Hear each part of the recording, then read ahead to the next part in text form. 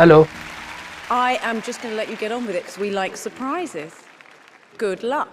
Do you speak Arabic? أريد أن أقول لكم مستغربا، لماذا في مجتمعاتكم حريصون على الإساءة للرسول محمد صلى الله عليه وعلى آله وسلم؟ أنا أعتقد أن السبب الوحيد هو أنكم لا تعرفون شخصية هذا الرسول العظيم محمد صلى الله عليه وعلى آله وسلم، ولذلك تابعوا معي لأعرفكم على أهم جوانب من حياته وسيرته العطرة. بعث النبي محمد صلى الله عليه وعلى آله وسلم بمكة، وبشر ببعثته النبي عيسى عليه الصلاة والسلام كما جاء في القرآن في قوله تعالى: وإذ قال عيسى بن مريم يا بني إسرائيل إني رسول الله إليكم مصدقا لما بين يدي من التوراة ومبشرا برسول يأتي من بعد اسمه أحمد. فهو أحمد بلغة العجم ومحمد بلغة العرب. وجاء في إنجيل برنابا في وصف النبي محمد صلى الله عليه وآله وسلم: كلامه أحسن الكلام إنه محمد العظيم.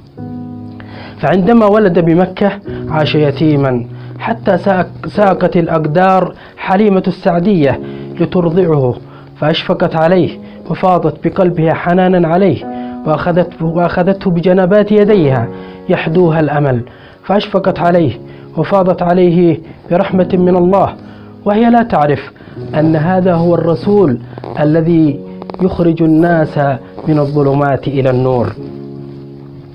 فخرج وعاش يتيما ونشأ في مكة عند عمه وكذلك جده عبد المطلب وعمه كذلك أبو طالب، حتى أكرمه الله بالنبوة في هذا المكان الذي تشاهدونه في أعلى جبل النور بمكة، وهو في غار حراء نزل عليه جبريل عليه الصلاة والسلام.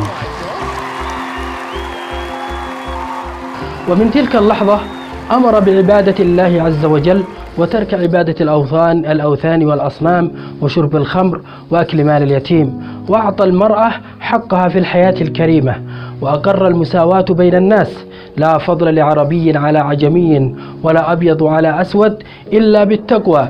وعندما صدع بالحق آذوه وسبوه فخرج من بيته، وعندما أرادوا قتله ذهبوا إلى بيته لكنهم لم يجدوا إلا ابن عمه علي بن أبي طالب رضي الله عنه وأرضاه يفتدي النبي صلى الله عليه وسلم بدمه. فخرج النبي هو وصاحبه عبد الله بن عثمان بن عامر بن أبي قحافة التيمي المعروف بأبي بكر الصديق إلى غار ثور، وهو ما تشاهدون.